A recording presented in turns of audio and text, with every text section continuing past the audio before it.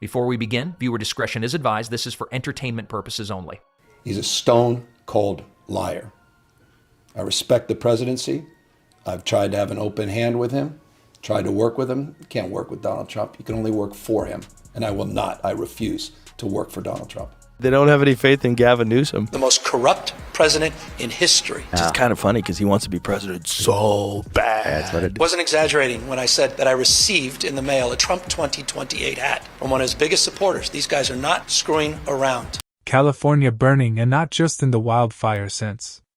The streets are falling apart, the state's in chaos, and somewhere in Sacramento, Gavin Newsom is probably frantically searching how to stay relevant on his phone. Enter Joe Rogan, the man who can turn a podcast rant into a cultural event, charging into the mess like a blunt, caffeine-powered truth missile. So what did he say this time? Was it an epic meltdown, or a brutally honest takedown? Buckle up, it's about to get interesting. Told the Los Angeles Times Panera would not be exempt from the law. The spokesperson also denied a claim, the Bloomberg piece, which cited sources close to the matter, that Newsom pushed for an exemption that applies to businesses that bake bread and sell it as a standalone item, calling the report absurd. So is it a fake story? Or is it something that they might have corrected course quickly? Yeah. Yeah. Roll up to the top. So where's the initial report? Let's find the initial report. If you're enjoying this, don't forget to hit subscribe. It helps more than you know. Anyway, California on fire. Literally. Not a metaphor, not another Hollywood PR crisis, actual flames, real smoke, and chaos everywhere. And right in the middle of it all, Gavin Newsom is giving a press conference that feels more like a Napa Valley wine tasting than an emergency briefing. Meanwhile, Joe Rogan, mic in hand and probably running on equal parts logic and espresso, has decided at the perfect moment to jump into the conversation. Because why would Bloomberg spread bullshit? Bloomberg is a financial paper, right? Yeah, that's right. That's not something... I don't think it would be... You really can't do that if you're running a financial paper. It's not like the New York Times. The New York Times can say Israel bombed the hospital and 500 people are killed and put it on the front page, even if it's not true. And everybody just assumes it's true because it's the New York Times. But they can kind of get away with that. And then they still exist. And by weigh in, I mean Rogan goes full roast mode, zero hesitation, laser focused on the chaos, the politics, and the sheer absurdity of it all. Picture California as a luxury sports car, shiny exterior, adored by the media, swarmed by tourists. But pop the hood, and it's a disaster: smoke billowing, oil leaking, brakes shot, and the engine begging for mercy. That people still speculate that you're waiting in the wings to run for president. I know it's not going to happen. You know it's not going to happen. But what do you think is fueling that speculation? I don't know. I don't think much anymore, and I'm so proud of the president and the incredible job he did. Didn't surprise me at all, and I know it didn't surprise you. I really believe that. I said to my friend the other day, I said, on this age, and we can get into debates around fitness, look, I'd rather have 80 years behind me than those 88 federal criminal counts. Joe Rogan doesn't just look at this broken down car and sigh. He grabs the keys, snatches the manual out of Gavin's hands, and starts calling out every blown gasket and fried wire in sight. The way he tells it, California isn't just suffering from mismanagement, it's a full-blown comedy special featuring potholes, wildfire smoke, and Governor Newsom doing his best to stay in the spotlight. It's, there must be something to it, and it's so hard with that guy, because when you just look at the way he praised Biden, I would never run against him, a man of character. Like I'm old school. It's God.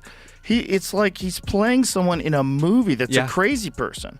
It's like that's how like a really good actor would play a complete crazy person who's insincere enough that smart people recognize it. Rogan approach is classic Rogan: no filters, no polite tap dance around the truth.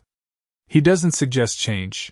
He tears into it like a giant, overcooked burrito stuffed with bureaucracy, buzzwords, and a generous scoop of ego. He paints the picture vividly: roads cracked like ancient ruins, bridges swaying in the breeze, an estate budget that looks like it was drafted in invisible ink while someone binged cat videos. Joe calls it like he sees it, shaking his head, probably wondering how anyone still calls California a paradise when fire trucks are stuck in 405 traffic. Meanwhile, Newsom out here doing the political equivalent of slapping a Band-Aid on a sinking ship surrounded by scorched eucalyptus and the faint scent of crushed avocado toast from a collapsing housing market. But somehow, Rogan makes the whole mess hilarious. That his magic turning disaster into stand-up. He mocks the irony of politicians enforcing regulations in a state where half the residents have solar panels, the other half own flamethrowers, and everyone loses Wi-Fi the moment a wildfire triggers a smoke alarm 5 miles away. You can't ruin a city and then go on to ruin a state and say, guys, that was just practice. Once I get it as a president, I'm going to fix it. Wake up, America. Wake up. You will not have a country if he rigs this election. It's a lawless president. Wake up, America. Wake up to what's going on. But he's such a great politician. I mean, No, he's he's so not. smooth. I think he's terrible. And he's a good artist. Well, I think it's pretty sick and pathetic. Everything you know about Donald Trump's America, and that was top down, you know that for a fact. Everything you know about the authoritarian tendencies of the President of the United States. Rogan compares meetings in Sacramento to someone trying to solve a Rubik's Cube blindfolded in a hurricane while juggling flaming torches. And somehow, the image fits perfectly. You laugh, but a small part of you wonders if maybe someone should call a firefighter who also happens to be an accountant. Then comes the housing crisis. Rogan doesn't ease into it.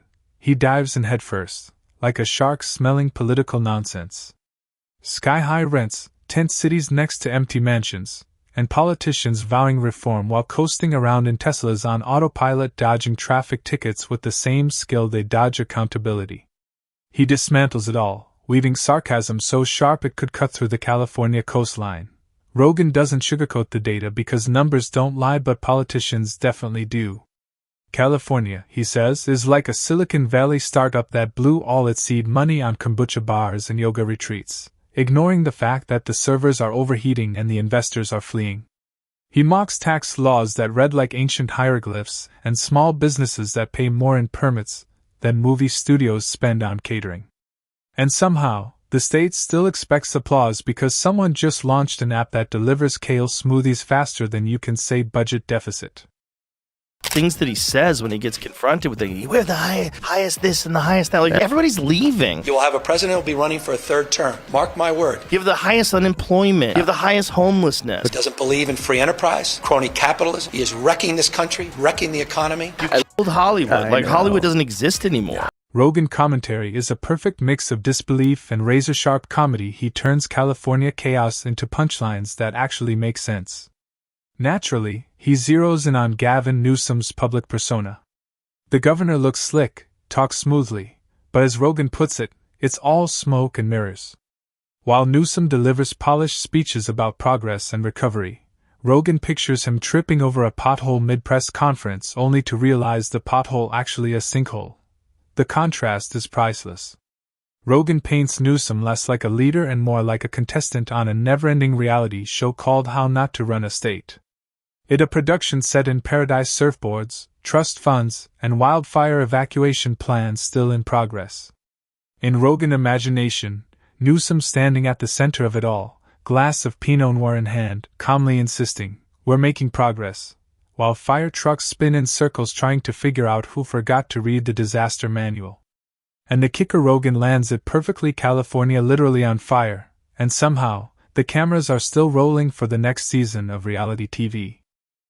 Some of the success that they're hanging their hat on is his social media campaign where he talks like Trump. It's no longer the rule of law. It's increasingly the rule of Don. So he's got a bunch of people from his organization that tweet for him, and they tweet like Trump, and they're saying this has elevated him in the public's eye. That's terrifying. You've seen it across the board. People are scared to death of this guy. He's starting to learn the internet sensibility. It's the appalling silence. It's the complicity. You're seeing the most successful, wealthiest people scared to death of this guy. Which is heavily trolling, does very well. What he has is a terrible record in California. Then there's the public reaction, or rather, the collective disbelief. Rogan highlights the massive gap between what the government says and what people are actually living through. Traffic jams that never end, lungs full of smoke, rent skyrocketing faster than the temperature, and politicians pumping out press releases that sound like they were written by an AI trained exclusively on motivational posters. Rogan doesn't hold back. He frames it like a comedy sketch that somehow stumbled into becoming real life. By the end, you're laughing, you're horrified, and you can't help thinking, maybe Joe should run a state or at least host a podcast about fixing broken ones. And then comes the bureaucratic circus: law enforcement, emergency services, and government agencies all tripping over each other in a desperate attempt to look organized. Every jab Rogan delivers hits with precision, every exaggeration lands perfectly. But beneath the humor lies a sting: the image of a state fighting to preserve its glossy reputation while its foundations crumble. And of course, he can't resist taking aim at the tech world. Because in California, no meltdown is complete without Silicon Valley pretending it's still the capital of innovation. Rogan imagines a boardroom full of tech execs whose crisis plan is to post a motivational tweet, while the servers overheat, and the engineers spiral into existential dread over their oat milk lattes. Which means it was preventable. You certainly prevent them from raging into the tragedy that they became. Because that was a few months ago. People have short memories. They go, that tweet was fun. He did a post on X that was fun, and it doesn't matter that they let all the criminals out in California. That was grotesque mismanagement. That could have been prevented. You can't prevent hurricanes, can't prevent floods, but you certainly can try and start reducing the moral hazard that we've allowed to explode, quite honestly. He's bad. The people go so much further than him. The dozens of people who've lost their lives, the hundreds of billions of dollars worth of property damage. That's how bad the Democratic Party is right now. Rogan imagines Newsom strolling through Silicon Valley, politely applauding every new innovation as if an app that reminds you to water your bonsai tree is going to rescue a collapsing state. The absurdity is almost artful, and Rogan delivers it with sniper-like precision, one cutting, sarcastic line after another. And of course, he doesn't skip the state's prized talking point: green energy. Solar panels on every roof, Teslas gliding past potholes big enough to swallow a Prius, and power grids that function like a drunk toddler wrestling a Rubik's Cube. Rogan nails the irony so sustainable, he jokes, you can't charge your phone while evacuating a wildfire. Brilliant. Then it back to the housing crisis, because in California, paradise and disaster are always roommates. Rogan paints it like a twisted game show, contestants paying a small fortune for a studio apartment with walls thinner than their patience, while luxury towers stand empty, waiting for some billionaire to Instagram their minimalist kitchen. Politicians, meanwhile, keep acting like legislation is a magic spell. And in Rogan mind, Newsom right there at the podium, waving his pen like a wand, hoping it'll conjure affordable housing out of thin air. It's like, I'm very big on California, very bullish on California. California has all this industry. Hey, fucko, they're all thinking about moving. The only reason why they don't move is because it's too difficult to move. If it was like every business could instantly pull up roots and replace everything and have everything running in a week at the other place, they'd all be gone. Rogan imagery is so sharp you can practically see it: a city full of exhausted residents clutching eviction notices in one hand and kombucha in the other, staring into the smog and wondering how it all went so wrong. And then there's the traffic, California most reliable disaster. Rogan doesn't even have to exaggerate. He just calls it what it is: one massive, honking parking lot. Freeways packed with confused tourists, locals losing their minds, and politicians chirping, "We'll fix it." Their grand solutions add bike lanes that lead nowhere or introduce carpool rules that sound like they were written during a caffeine overdose. Rogan turns the chaos into an animated masterpiece: drivers with wild eyes waving at drones delivering avocados to rooftops, while someone in an office drafts a press release about how traffic is improving. The irony is perfect. Citizens are turning on their sprinklers in protest, while politicians host eco-lectures that sound like TED Talks for houseplants. Rogan Takedown is so scathing and so funny, it practically doubles as a public service announcement. It's too expensive. It's too expensive to leave versus what you would save, and the regulations that you wouldn't have to go through, and all the bullshit with all the permits and all the... What California does is overregulate everything. They get as much government involved as possible, as much tax money out of you as possible, and then they still leave the place a mess. They still have homeless people everywhere. It's still a disaster. It's still a woke shit show of virtue signaling at every level of the government. Still. Like, no course correction at all. They're going further and further into la-la land. And you're like, Jesus Christ, you guys. And then there's the cultural circus. California clings to its identity politics the way a dog clings to its favorite treat with enthusiasm, but not much self-awareness. When the smog thickens and the crises hit, Rogan zeroes in on the glaring disconnect between values and reality. You've got upscale vegan cafes sitting next to streets lined with debris, political rallies happening beside wildfire evacuations, and social media warriors tweeting justice slogans while the power grid collapses. Rogan's voice slices through it all like a chainsaw. You can't tweet your way out of a wildfire, folks. It's painfully true and somehow still hilarious. Only Rogan can balance truth and absurdity with such brutal precision. His critique lands like a stealth attack, subtle, savage, and hilarious all at once.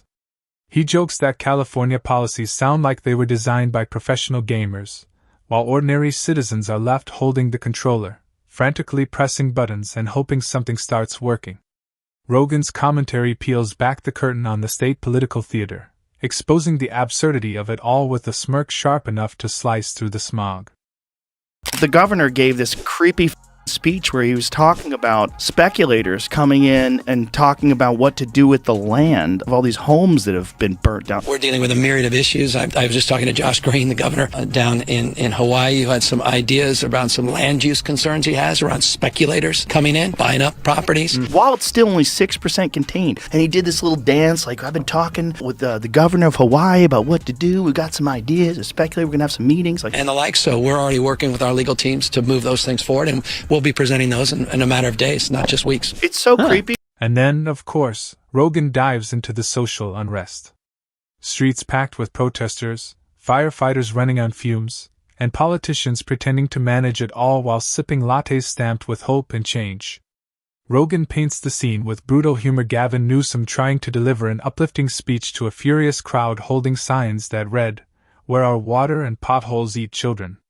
Naturally, the speech goes viral on TikTok not because it's inspiring, but because no one can believe it real.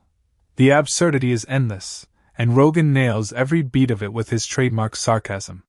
He finds comedy in the chaos, exposing the surreal disconnect between California's glossy image and its gritty reality. Finally, Rogan circles back to the governor himself. Newsom may talk, walk, and smile like he got everything under control, but Rogan isn't buying it. Every speech, every photo op, every solution gets tossed straight into his blender of sarcasm, and he hits puree. You can almost see it, Joe leaning back, coffee in hand, shaking his head as California literally burns in the distance. And then he lands the closing jab. Maybe it's time to trade those wine tours for disaster tours.